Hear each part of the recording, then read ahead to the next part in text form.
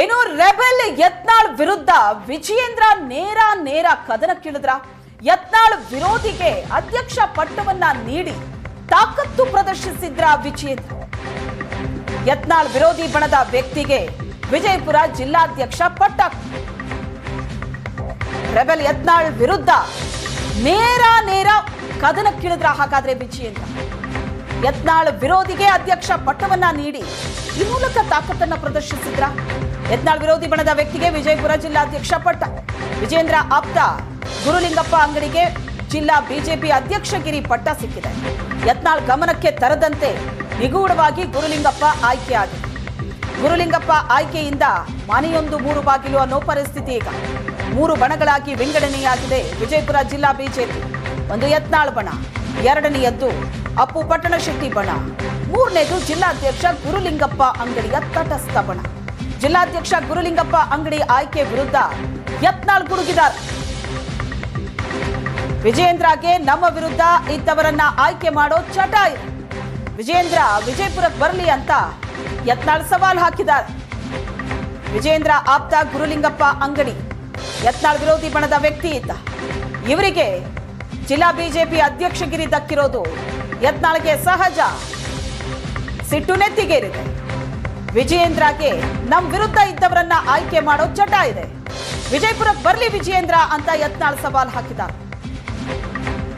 ಈಗ ವಿಜಯಪುರ ಜಿಲ್ಲಾ ಬಿಜೆಪಿಯ ಪರಿಸ್ಥಿತಿ ಹೇಗಿದೆ ಅಂದ್ರೆ ಮನೆಯೊಂದು 3 ಬಾಗಿಲಾಗಿದೆ. 3 ಬಣಗಳಾಗಿ ಒಡೆದಿದೆ ಜಿಲ್ಲಾ ಬಿಜೆಪಿ.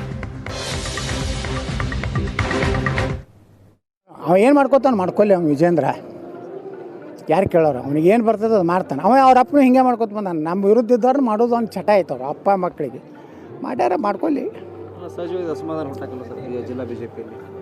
ಅಸಮಾಧಾನ ಅಲ್ಲ, ಅವ್ ಬರಲಿ. ಅವ್ನು ವಿಜೇಂದ್ರ ಬಿಜಾಪುರಕ್ಕೆ ಹೋಗೋಣ. ವಿಜಯಪುರ ಜಿಲ್ಲೆಯ ಮಂಡಲ ಅಧ್ಯಕ್ಷರ ಆಯ್ಕೆಗಳು ಮುಗಿದಿತ್ತು.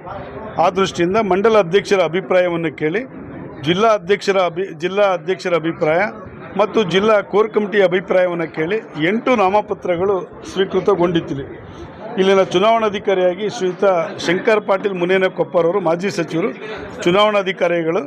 ನಾನು ಅಬ್ಸರ್ವರ್ ಆಗಿ ಬಂದಿದ್ದೆ. ವಿವೇಕಾನಂದ ಡಬ್ಬಿರವರು ಸಹ ಚುನಾವಣಾಧಿಕಾರಿಗಳೇ ಈ ಜಿಲ್ಲೆಯ ಚುನಾವಣಾ ಪ್ರಕ್ರಿಯೆಯನ್ನು ಮುಗಿಸಿದರು. ಹಂಗಾಗಿ ಇವತ್ತು ಹಾಲಿ ಇದ್ದಂಥ ಅಧ್ಯಕ್ಷಗಳು ಸಕ್ರಿಯವಾಗಿ 5 ವರ್ಷ ಕೆಲಸ ಮಾಡಿ ಮತ್ತು ಅವರ ಅಭಿಪ್ರಾಯ, ಇಲ್ಲಿನ ಕೋರ್ ಕಮಿಟಿ ಅಭಿಪ್ರಾಯ ಮತ್ತು ತಾಲೂಕು ಅಧ್ಯಕ್ಷರ ಅಭಿಪ್ರಾಯದ ಮೇರೆಗೆ ಮುದ್ದೇಬಿಹಾಳದ ಶ್ರೀಯುತ ಬಬಲೇಶ್ವರ ಕ್ಷೇತ್ರದ ಮಾಜಿ ಇವರು ಹಾಲಿ ರೈತ ಮೋರ್ಚಾ ಅಧ್ಯಕ್ಷರಾಗಿರ್ತಕ್ಕಂಥ ಶ್ರೀಯುತ ಗುರುಲಿಂಗಪ್ಪ ಗುಂಡಪ್ಪ ಅಂಗಡಿಯವ್ರನ್ನ ಮುಂದಿನ 3 ವರ್ಷಗಳ ಅವಧಿಗೆ ವಿಜಯಪುರ ಜಿಲ್ಲೆಯ ನೂತನ ಅಧ್ಯಕ್ಷರಾಗಿ ಕೆಲಸ ಮಾಡಲಿಕ್ಕೆ ಪಾರ್ಟಿ ಅವರಿಗೆ ತೀರ್ಮಾನ ಮಾಡಿ ಇವತ್ತು ಅಧಿಕೃತವಾಗಿ ಘೋಷಣೆ ಮಾಡಿದೆ. ಈ ಜೊತೆಯಲ್ಲಿ ಕಳೆದ 5 ವರ್ಷಗಳ ಕಾಲ ಕೆಲಸ ಮಾಡಿದಂಥ ಶ್ರೀಯುತ RS ಪಾಟೀಲ್ ಕೊಚ್ಚಬಾಳ್ರವರು ಸಹ ಸಕ್ರಿಯವಾಗಿ ಕೆಲಸ ಮಾಡಿದ್ದಾರೆ. ನನ್ನ ಅವಧಿನಲ್ಲಿ ನಾನು ಜನರಲ್ ಸೆಕ್ರೆಟರಿ ಆಗಿದೆ, ಅವರು ಅಧ್ಯಕ್ಷರಾಗಿ ಕೆಲಸ ಮಾಡಿದ್ದಾರೆ. ಅವರ ಸಹಕಾರ ಮುಂದಿನ ದಿನಗಳ ಹೆಚ್ಚಿಗೆ ಇರುತ್ತೆ ಅನ್ನೋ ದೃಷ್ಟಿಯಿಂದ ಮತ್ತು ಎಲ್ಲರನ್ನೂ ಸಹಮತದೊಂದಿಗೆ ತೆಗೆದುಕೊಳ್ಬೇಕನ್ನೋ ದೃಷ್ಟಿಯಿಂದ ಎಲ್ಲರ ಅಭಿಪ್ರಾಯ, ಹಾಲಿ ಸಂಸದರು, ಶಾಸಕರು, ಮಾಜಿ ಶಾಸಕರ ಅಭಿಪ್ರಾಯದ ಮೇರೆಗೆ ಅಧಿಕೃತವಾಗಿ ಚುನಾವಣೆಯನ್ನು ಘೋಷಣೆ ಮಾಡಿರ್ತೀವಿ. ವಿಜಯಪುರ ಅವರು ನಾನು ಭಾಳ ಸಣ್ಣವ, ಇನ್ನು ಸಾದಾ ಮನುಷ್ಯ. ಕೆಲವೊಂದು ದೊಡ್ಡ ವ್ಯಕ್ತಿಗಳಿಗೆ ಸಣ್ಣ ವ್ಯಕ್ತಿಗಳ ಪರಿಚಯ ಇರೋದಿಲ್ಲ. ಅವ್ರ ಪರಿಚಯ ನನಗೆ ಭಾಳ ಇದೆ. ಅವ್ರ ಬಗ್ಗೆ ಪರಿಪೂರ್ಣವಾದ ಶಾಸಕರು, ಬಿಜಾಪುರ ಶಾಸಕರು, ಕೇಂದ್ರ ಸಚಿವರು, ಅವ್ರ ಬಗ್ಗೆ ಅಪಾರವಾದ ಪರಿಚಯ ಇದೆ. ಅವ್ರ ಬಗ್ಗೆ ನನಗೆ ಅಪಾರವಾದ ವಿಶ್ವಾಸವೂ ಇದೆ. ನೀವು ಭೇಟಿಯಾಗಿ ಏನಾದರೂ ವಿಶ್ವಾಸ?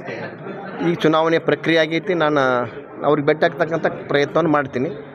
ಒಟ್ಟಾಗಿ ಎಲ್ಲರನ್ನೂ ನಾನು ಮನಸ್ಸು ಗೆದ್ದು ಕೆಲಸ ಮಾಡ್ತಕ್ಕಂಥ ಪ್ರಾಮಾಣಿಕ ಪ್ರಯತ್ನ ಮಾಡ್ತೀನಿ. ಬಿಜೆಪಿ ಒಂದೇ ಬಾಗಿಲು ಮಾಡ್ತೀರಿ? ಒಂದೇ ಬಾಗಿಲು ಮಾಡ್ಲಿಕ್ಕೆ ನಾನು ಸಾಕಷ್ಟು ನಮ್ಮ ಹಿರಿಯರು ಅದಾರ. ಆ ಹಿರಿಯರ ಕೆಲಸವನ್ನು ಮಾಡ್ತಾರೆ. ನನ್ನ ಕೆಲಸ ನಾನು ಮಾಡ್ತೀನಿ.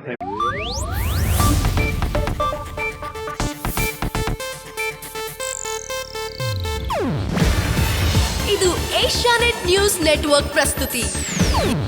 ನೀವು ನೋಡ್ತಿದ್ದೀರಾ ಏಷ್ಯಾನೆಟ್ ಸುವರ್ಣ ನ್ಯೂಸ್.